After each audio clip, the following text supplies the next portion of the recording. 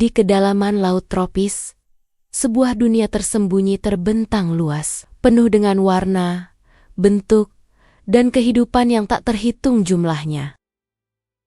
Karang-karang yang menjulang bagaikan kota bawah laut, menjadi rumah bagi ribuan spesies, dari makhluk mikroskopis hingga predator besar. Namun, di antara keramaian ekosistem ini, ada satu sosok mungil yang telah memikat perhatian manusia di seluruh dunia. Ikan badut. Dengan tubuh mungil berwarna oranye terang, dihiasi pola garis putih tegas. Ikan ini tampak seperti lukisan hidup yang bergerak bebas di dalam air. Meski ukurannya hanya belasan sentimeter, ikan badut memiliki kisah yang jauh lebih besar dari tubuhnya.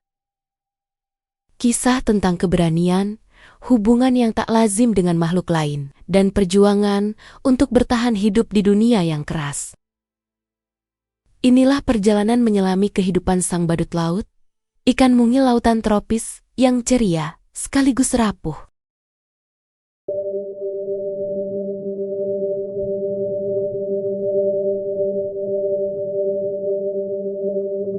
Habitat ikan badut tidaklah sembarangan. Mereka hanya bisa ditemukan di wilayah tropis Indo-Pasifik, dari Kepulauan Indonesia, Filipina, hingga Great Barrier Reef di Australia. Laut jernih yang kaya akan karang menjadi rumah utama mereka.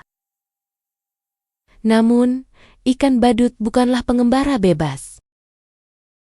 Mereka memilih untuk hidup menetap di satu tempat, anemon laut.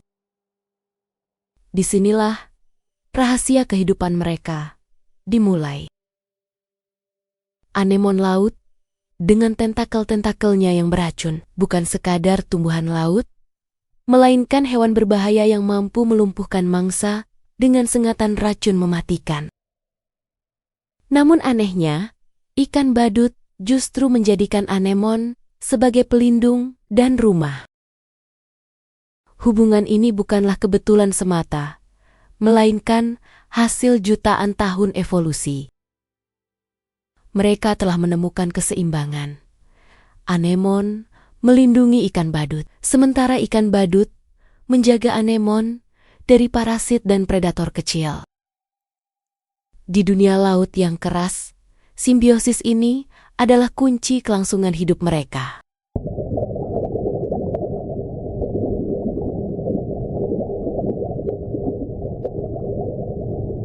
Bagi ikan lain, menyentuh tentakel anemon adalah hukuman mati.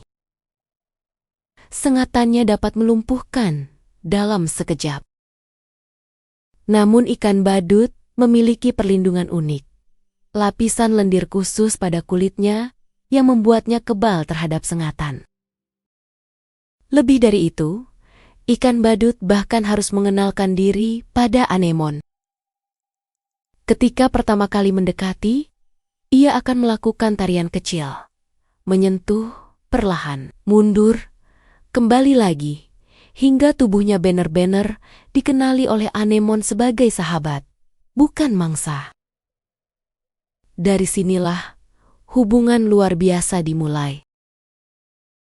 Ikan badut mendapatkan tempat aman, sedangkan anemon menerima penjaga kecil yang rajin membersihkan sisa makanan, mengusir ikan-ikan kecil yang mengganggu, bahkan menarik perhatian mangsa ke dalam tentakel anemon.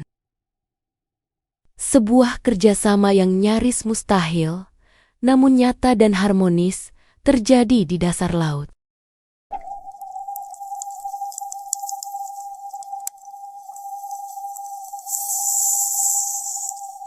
Ikan badut hidup dalam kelompok kecil dengan struktur sosial yang sangat ketat.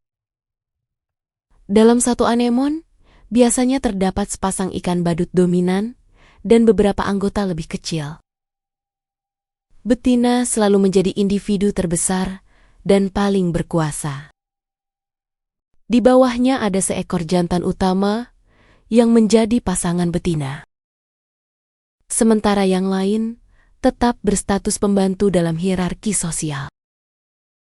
Namun, Keunikan terjadi ketika betina mati. Jantan utama akan berubah kelamin menjadi betina baru, dan ikan betina terbesar berikutnya akan mengisi posisi jantan.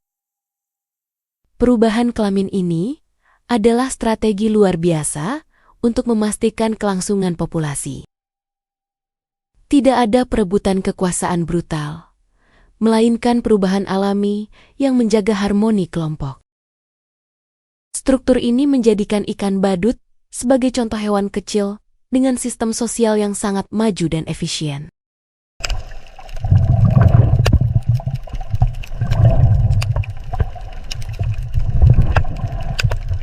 Musim kawin bagi ikan badut adalah momen penuh energi.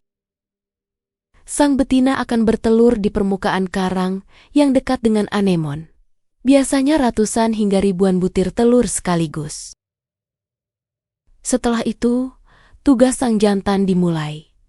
Ia dengan tekun menjaga telur-telur mungil tersebut, membersihkan, mengipasi dengan sirip agar aliran oksigen terus mengalir.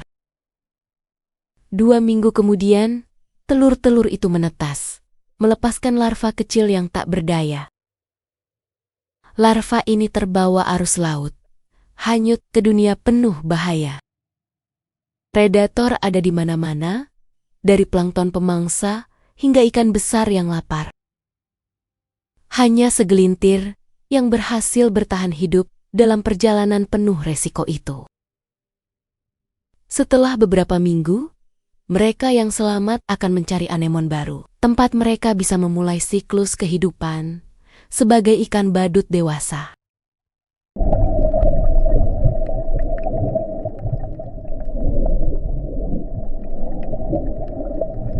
Dunia bawah laut penuh dengan ancaman. Meski anemon menjadi benteng pelindung, bukan berarti ikan badut bebas dari bahaya. Predator seperti belut muri, ikan kerapu, dan bahkan penyu laut bisa menjadi ancaman mematikan. Selain itu, ikan badut juga harus bersaing dengan sesama penghuni karang untuk mendapatkan ruang hidup. Namun, ancaman terbesar bukan berasal dari alam, melainkan dari manusia. Perubahan iklim menyebabkan lautan memanas, memicu pemutihan karang secara masif. Ketika karang mati, anemon pun ikut terancam, dan ikan badut kehilangan rumah. Industri perdagangan ikan hias juga memperburuk keadaan. Jutaan ikan badut ditangkap setiap tahun untuk memenuhi permintaan akuarium di seluruh dunia. Semua ini membuat masa depan ikan badut kian rapuh.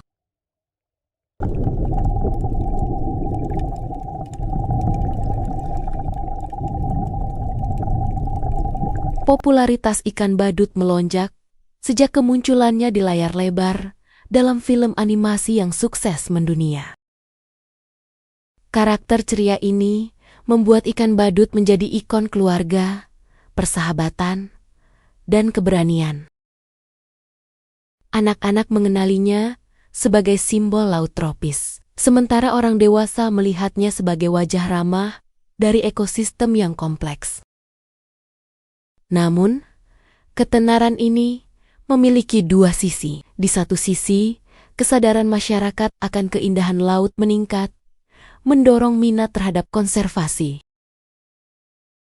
Tetapi di sisi lain, permintaan pasar akuarium melonjak tajam, mendorong penangkapan liar yang tidak terkendali. Popularitas yang seharusnya menjadi berkah justru bisa menjadi ancaman jika tidak diimbangi dengan kesadaran akan pentingnya melindungi habitat alami ikan badut.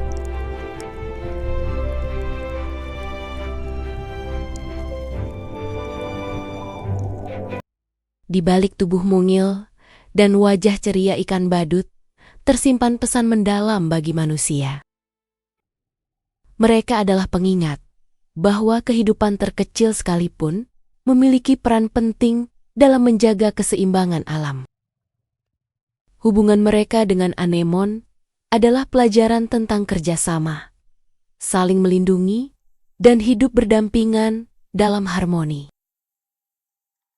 Namun, semua itu akan sia-sia jika manusia gagal menjaga lautan.